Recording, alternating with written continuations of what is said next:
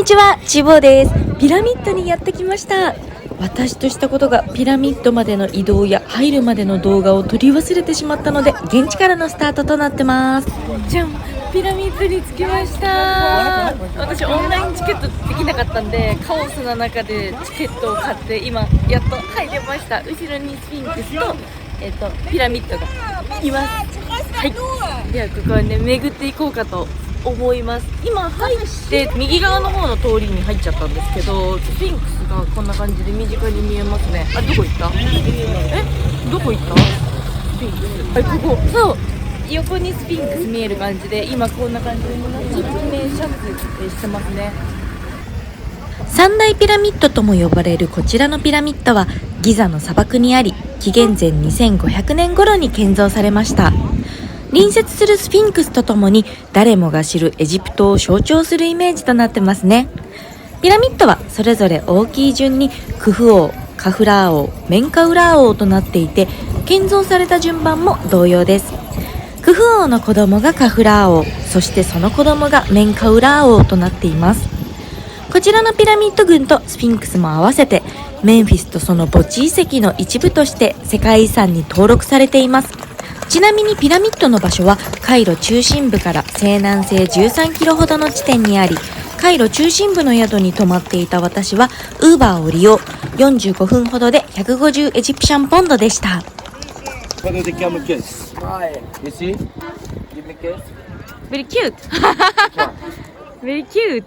じゃーん、ピラミッド。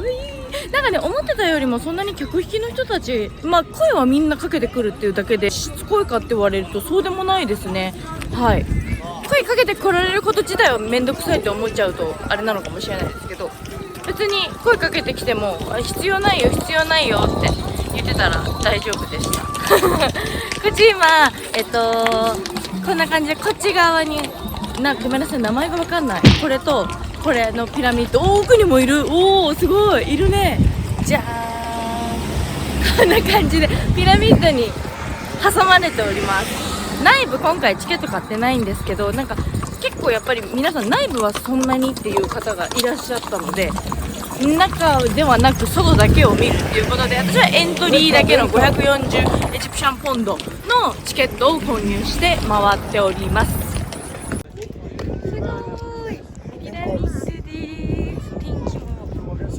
真っ青な空です。美しい、輝いてますね。すごい。なんかどうやって行くのかな。そこから登っていけばいいのかな。ちょっと登ってみます。おー、すごい。クフ王のピラミッド前でたくさん写真を撮ってもらいました。この日はカイロの市場で買ったお気に入りのワンピースを下ろしたので、真っ青な空と輝くピラミッドに鮮やかに映えました。クフ王のピラミッドはギザの三大ピラミッドの中で最初に建造され、最大の大きさを誇るピラミッドです。ピラミッドというと茶色いイメージがありますが、実はピラミッドの完成時には白い化粧石で全面を覆われていました。その後、イスラム時代にカイロの街を作る建材として剥がされ、今の姿があるようです。今思うとだいぶ荒っぽいなぁと驚きですが、白いピラミッド、だいぶ印象が変わりそうで見てみたいですね。それぞれの辺は正確に東西南北を向いていて、使われている石は平均して 2.5 トンなんだそうです。こちらのクフ王のピラミッドが一番最初に正面に見えるものになるんですけど、こちらは一辺の長さが230メートルで、この3つのピラミッドの中で一番大きいピラミッドになります。高さは146メートルあったそうなんですけど、崩れちゃって今は137メートルになっているということだそうです。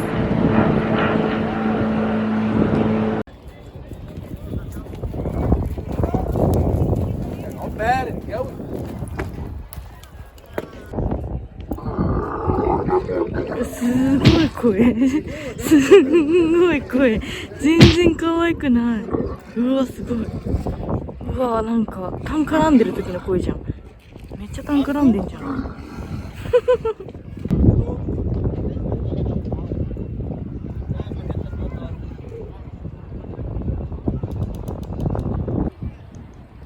外とそんなに人も多くないですね。てかまあ規模が広さがめちゃくちゃ広いのでそんなに混雑っていう感じでもないのかもしれないんですけど、あんまりゴミゴミした感じで観光するっていう感じではないので快適です。風も今気持ちいいですね。午後なんですけど今3時過ぎぐらいかな。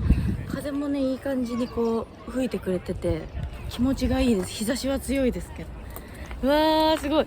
正直なところ言うとね、もう結構なんか意外とお腹いっぱいなんですよね。私なんか神殿とかルクソールとかいっぱい見てピラミッドもうお腹いっぱいだなみたいなぐらいの感覚だったんですけど、すごい贅沢なこと言ってる気はするんですが、ちょっとねなんかもう3つ回るっていうよりかはちょっとゆっくりしながら回ろうと思います。あー綺麗。なんかちょっとこの逆光もかっこいいですね。これかっこいいな。なんかちょっと影みたいになってるけどかっこいい。でこっちを向くとボーンってドデカピラミッド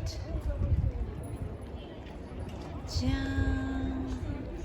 なんか多分ああいうあの人が警察とかなんかそういう系の人なのかな。こういうなんか制服着た人がいて、なんかこういう人たちが一応警備とかなんかしてくれてるんですかね。あ、なんか案内とかしてますね。なんかそういう感じなのかもしれないです。はい。私自身もここで警備の方に声をかけられました。何と言っていたかはわからなかったですが、逆に治安維持に努めている印象も受けました。No, I already take a camel. Yeah. Bye bye. Yeah, bye bye. Thank you. Thank you. シュクラン。かわいいな、お前。場所がわかるか？はい。すごい見るじゃん。なんか鼻になんかつけてるね、あなた。まつげ長いね、ラクダさん。あ、ムヒってなった。口。ムヒってなったね。おお。カフラー王のピラミッドは三大ピラミッドのうち中央に位置し、頂上付近には創建当時の化粧石が一部残っています。パッと見だとクフ王より高く見えますが、それはカフラー王のピラミッドが立っている岩盤がクフ王のそれに比べてやや高くなっているからだそう。実際はクフ王のピラミッドの方が高くなっています。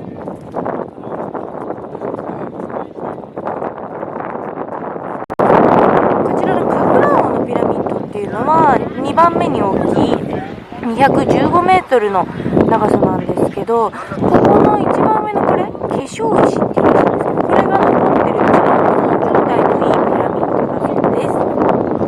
じゃん。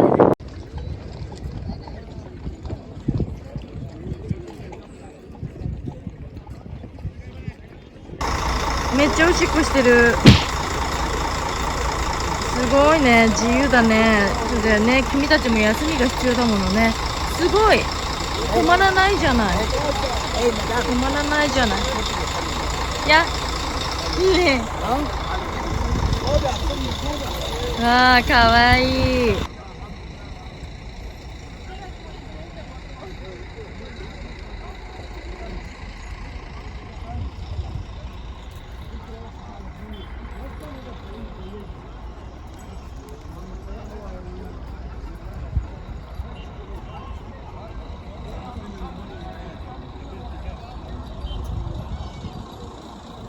ところでチーボー、ラクダには乗らないの？と気になった方、今回私はラクダには乗りませんでした。理由は2つ。1つはすでにドバイでラクダに乗る経験をしていたこと。もう1つはエジプトでの口コミで乗った後に追加料金を請求されて払わないと下ろしてもらえなかったなどをよく目にしたことです。どうせお金を払って何か経験するならば気持ちよく払いたいし、ラクダはエジプトでしか経験できないものではないんです。そういった理由からこのギザのピラミッドではラクダに乗りませんでした。ずっ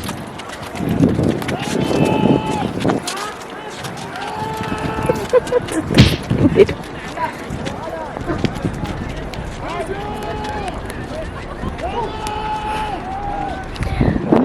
叫んでる。多分聞こえてないからずっと叫んでる。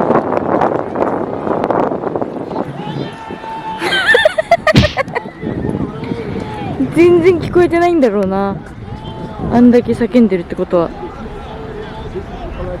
でも諦めないんだね。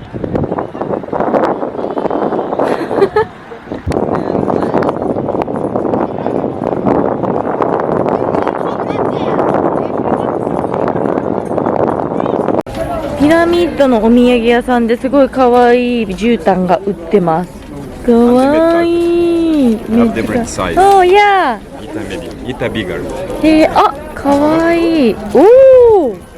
ナイス。Another color.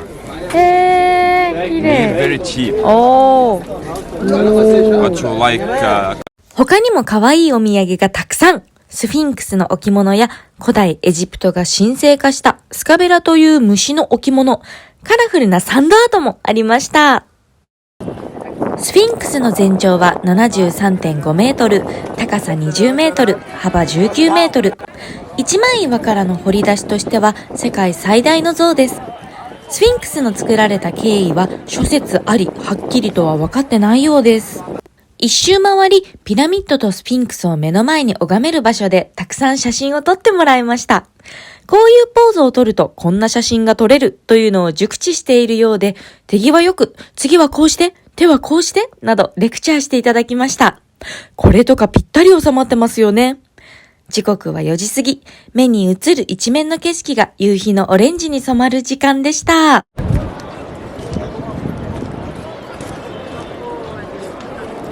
ピラミッド観光を終え、近くの商店や通りを少し散策して、こちらのカフェに入りました。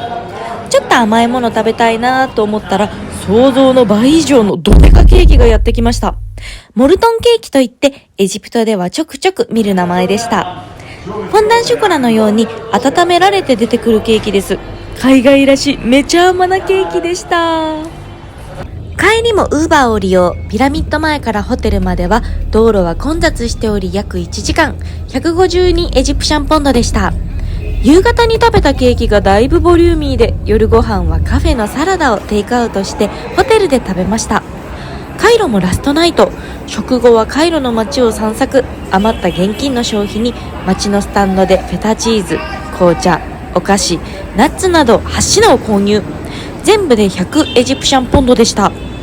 日本でフェタチーズを買おうとすると結構お高いですよね。個人的にエジプトに行ったら安いフェタチーズをたくさん買うのもありだなって思いました。私は帰宅してからグリークサラダをたしなみました。またフェタチーズがあればジョージアのハチャプリというパンも作れますよ。ちなみにオンラインで購入される方がほとんどかと思いますが、私のようにチケットオフィスでチケットを購入される方は以下心構えを。エジプトでは列に並ぶという文化はないので、観光客が列をなしていても割り込みなんて当たり前。おとなしく待っていたらいつまで経っても入れません。日本人は控えめな人が多いけど、ここは毅然とした態度を心がけて。私はもうこの時間がイライラで、割り込む人には男だろうが私が先だからって文句言って入らせないようにしてました。